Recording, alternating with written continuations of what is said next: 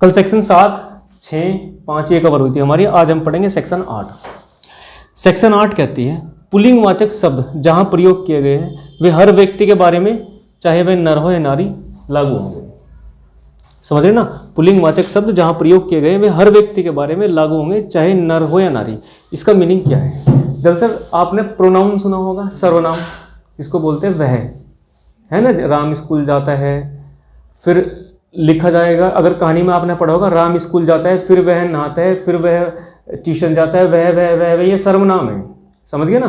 तो ये वह शब्द जहां भी आएगा, वह ही, इंडियन पिनल कोड में ही शब्द जहां भी आएगा तो उसमें मेल और फीमेल दोनों आ जाएंगे। समझ गए ना? ही का मतलब स्त्री और पुरुष दोनों आएंगे, नर और नारी दोनों आएंगे, नर भी आएगा और नारी भी आएगा। और सी शब्द जहां आएगा, SHE, शी, इसका मतलब केवल नारी है, याद रखना।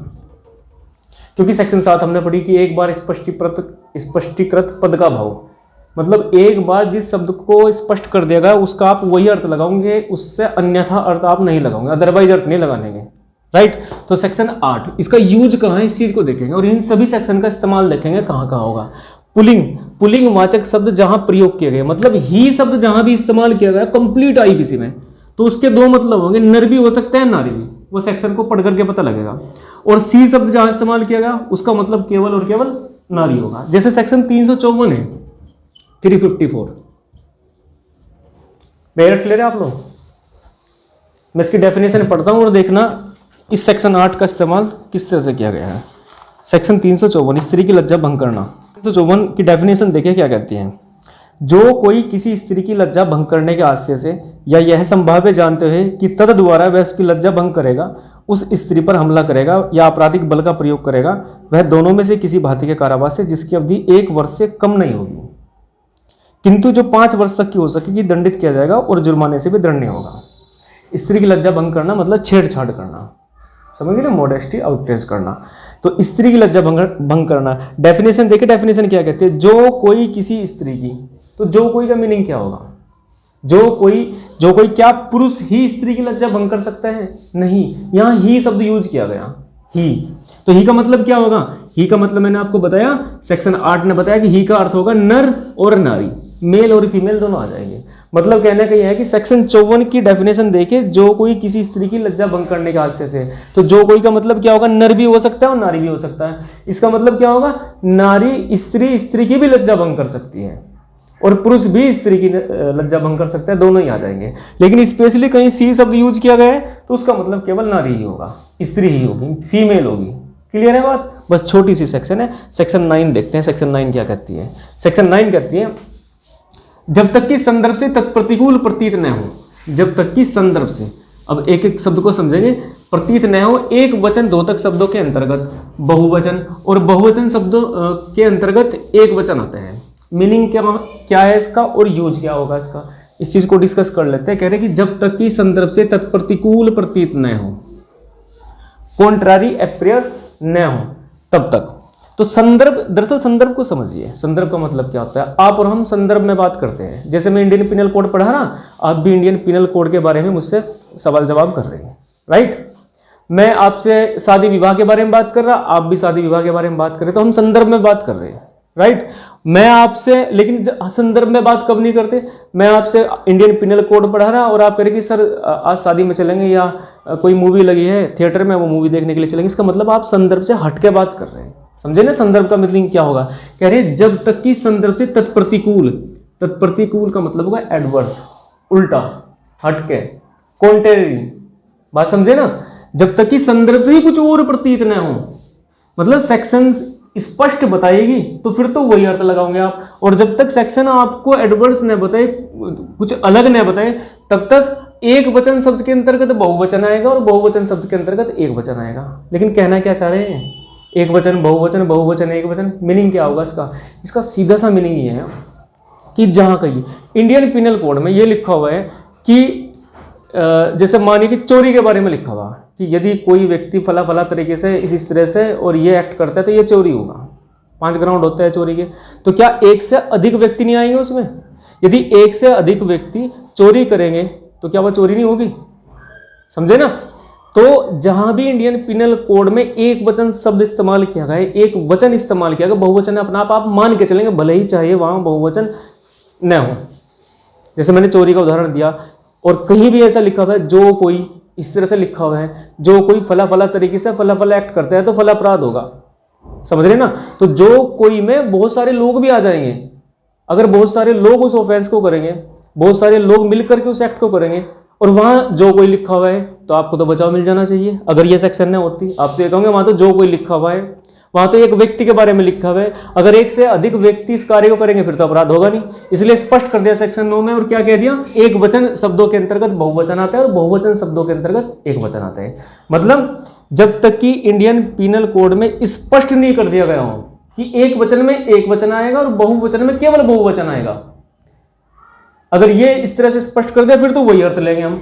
और यदि संदर्भ से तत्प्रतिकूल प्रतीत न हो, सब सेक्शन को पढ़ने से ही आपको उल्टा ना लगे, सेक्शन को पढ़ने से ही आपको एक वचन के अंतर्गत एक वचन और बहुवचन शब्द के अंतर्गत बहुवचन प्रतीत न हो, तब तक आप एक वचन के अंदर बहुवचन मान के चलेंगे और बहुवचन के अंतर्गत एक वचन मान के चलेंगे। क्लियर है बात? मकसद क्या है इसका? मकसद ये है, आईपीसी में जगह जगह जगह जो आपको सेक्शन मिलेगी वहां इस तरह से लिखा हुआ है कि यदि कोई व्यक्ति फला फला तरीके से फला फला एक्ट करता है तो यह अपराध होगा। एक व्यक्ति के बारे में लिखा हुआ है, और यदि उसी कार्य को एक से अधिक व्यक्ति कर दे तो आप तो ये कह दोगे कि साहब बचाओ दे दो हमको, क्योंकि एक व्यक्ति के बारे में लिखा है, एक ही व्यक्ति इस अपराध को कर सकते हैं। तो यहां तो स्पष्ट कर दिया ना इस बात को। क्लियर है ना बात?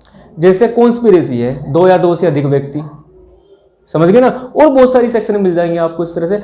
तो जहां स्पष्ट ही कर दिया गया हो, क्लियर कट कर दिया गया हो कि भाई साहब यहां एक वचन के अंदर एक ही वचन आएगा, एक ही व्यक्ति कर सकता है इस कार्य को, और बहुवचन के अंतर्गत बहुवचन आएगा, तो वही अर्थ लगाना।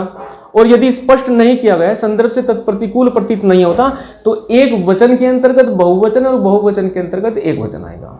बात समझे नहीं समझे?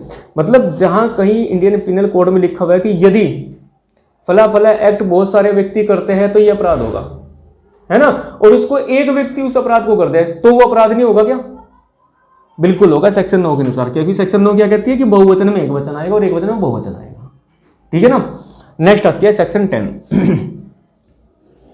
पुरुष शब्द किसी भी आयु के मानव शब्द का द्योतक है। द्योतक का मतलब होगा डिनोट करना, मीन्स।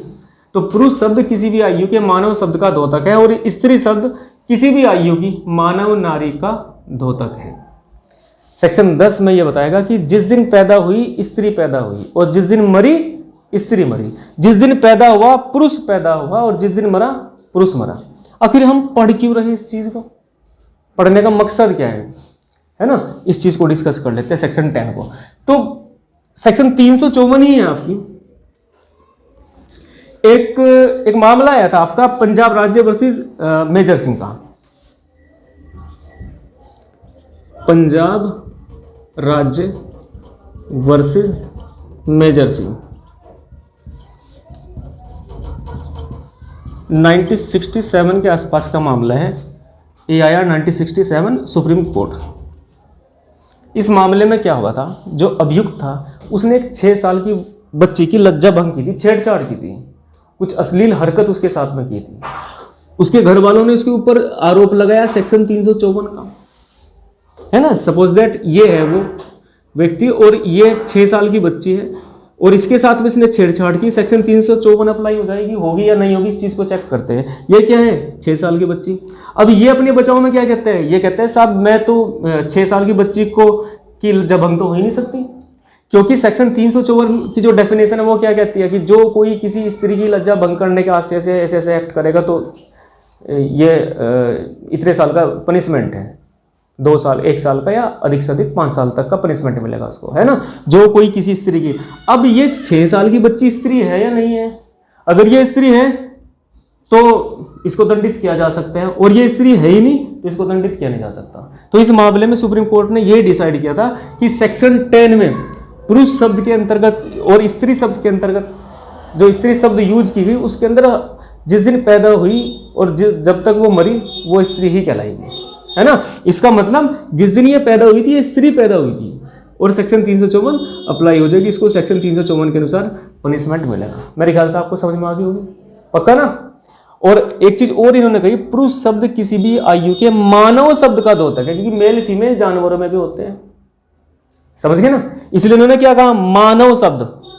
तो पुरुष शब्द किसी भी आयु के, किसी भी आयु के, पहले दिन जिस दिन मेल पैदा हुआ वो क्या है, पुरुष है, लेकिन वो मानव होना चाहिए, राइट। और पहले दिन जिस दिन वो पैदा हुई उस दिन नारी है, लेकिन वो मानव होनी चाहिए, फीमेल मानव होनी चाहिए, राइट।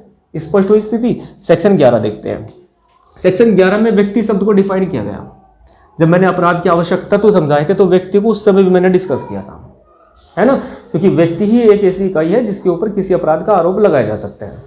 जानवर के ऊपर आप किसी भी अपराध का आरोप नहीं लगा सकते, उसके मालिक के ऊपर तो लगा सकते हैं, लेकिन पर्टिकुलरली जानवर के ऊपर आरोप नहीं लगा सकते किसी भी अपराध का। तो व्यक्ति को डिफाइन किया गया है, और डेफिनेशन कहती है कि कोई भी कंपनी या संगम या व्यक्तियों का निकाय, चाहे वह निगमित हो या न हो, निगमित का मतलब होगा रजिस्टर्ड, चाहे रजिस्ट्रेशन हो या ना हो, व्यक्ति शब्द के अंतर्गत आते हैं। मतलब दो प्रकार के व्यक्ति होंगे यहाँ पर, एक तो कौन से, एक तो होंगे नेचुरल पर्सन, मैं इसको हटा देता हूँ यहाँ से, एक तो होंगे आपके नेचुरल पर्सन, व्यक्ति में नेचुरल पर्सन, एक आ जाएंगे लीगल पर्सन। नेचुरल पर्सन का मतलब क्या होगा, नेचुरल पर्सन का मतलब होगा आप और हम, ठीक है ना, स्त्री पुरुष सब व्यक्ति हैं, LGBT सब व्यक्ति हैं, वो मानव नर या नारी होना चाहिए, बच्चा हो, बूढ़ा हो, वयस्क हो, इससे फर्क नहीं पड़ता, वो पागल हो, है ना, अनसाउंड माइंड हो, इससे कोई फर्क नहीं पड़ता, वो नेचुरल पर्सन होना चाहिए, व्यक्ति शब्द के अंतर्गत आएगा, राइट। वो कंपनी अगर है तो कंपनी क्या होगा, कंपनी वैसे तो कोई ऑफेंस नहीं कर सकती, लेकिन कुछ ऑफेंस कंपनी कर सकती है। कंपनी मर्डर नहीं कर सकती, कंपनी अपहरण नहीं कर सकती, लेकिन कुछ ऑफेंस है कंपनी जो लीगल पर्सन है वो कर सकती है।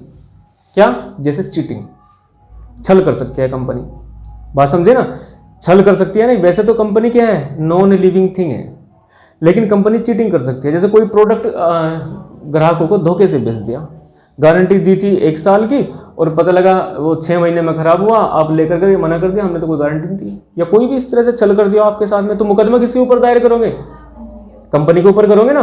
तो कंपनी को अगर हम व्यक्ति ना माने तो क्या होगा, उसको तो आज़ादी मिल जाएगी इस तरह के अपराध करने की। इसलिए हमने सुविधा की दृष्टि से इंडियन पिनल कोड में कंपनी को क्या मान लिया, व्यक्ति मान लिया।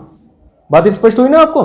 तो व्यक्ति शब्द के अंतर्गत कोई भी कंपनी भी आएगी, कोई संगम आएगा, या व्यक्तियों का कोई समूह हो, चाहे उसका रजिस्ट्रेशन हुआ हो या ना हो, इससे कोई फर्क नहीं पड़ता, समझ गए ना, वो भी आ जाएगा। बहुत सारे व्यक्ति जब मिलजुल करके किसी कार्य को करते हैं, समझ गए ना, मिल करके किसी पर्टिकुलर कार्य को करने के लिए अगर कोई समूह बनाया, चाहे उसका रजिस्ट्रेशन हुआ हो, निगमित हो या न हो, रजिस्ट्रेशन हुआ हो या न हो, वो भी व्यक्ति शब्द के अंतर्गत आएगा।